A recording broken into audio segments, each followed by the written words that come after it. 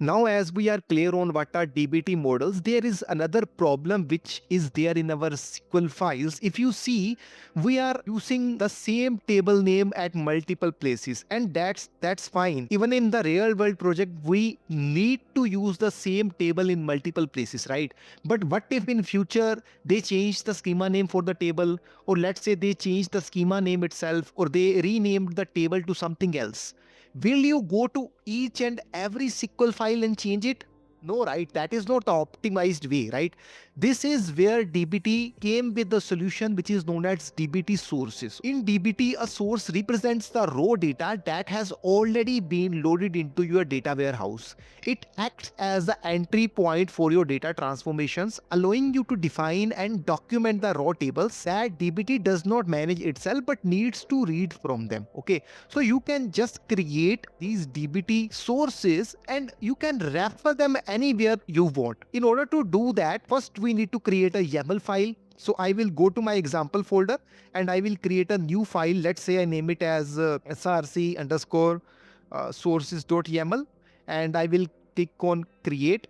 And then I need to mention my sources. Okay, inside sources, I need to create the database, I need to create my project name, and I need to also create my schema name and table names. I will mention everything here. So I had created my source, I had given the name as hello. Okay, you can give it any name, and then the database name is my DBT tutorial, and this is exactly the same database name which I am having in my Snowflake account. And then I am mentioning my schema name as DBT src files data, because this is the only very schema where I am having all my raw data. Okay, see, this is all my raw data. And then I mentioned in the tables few of my tables. Okay, I hadn't mentioned complete, but I mentioned few of them to show you how it works. Now I will just save it. I will say Control S, and I will start mentioning these things into my original SQL files. Okay, I will go to this file, let's say, and here instead of mentioning this thing, I will just say double curly braces source, and I will mention my source name which is hello, and I will mention my table name. My table name is dim customer or customers, dim customer. Perfect.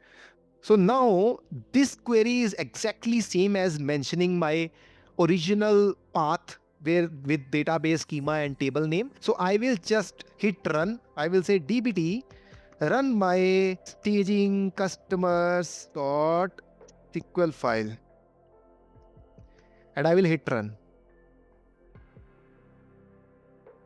Oops, oh, I hadn't mentioned minus. I will say dbt run minus s stage dot customer dot SQL, customers dot SQL, and I will hit.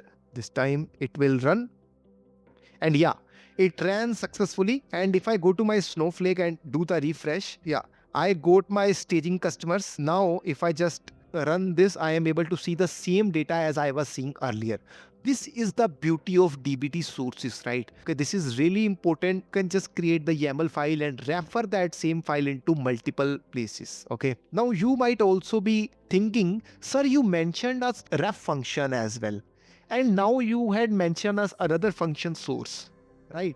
So in the orders table, you had used the ref function to refer my staging SQL. Okay, now this is our other new source which we are referring from YAML file. Can you tell us what are the differences between these two? In DBT, the major difference between source and ref is that source references raw data that exist outside of the DBT management, while referenced models already built and managed within your DBT projects. Okay, so we are referring source from the raw data. As you had seen, we created a YAML file and we are referring them from our Snowflake environment.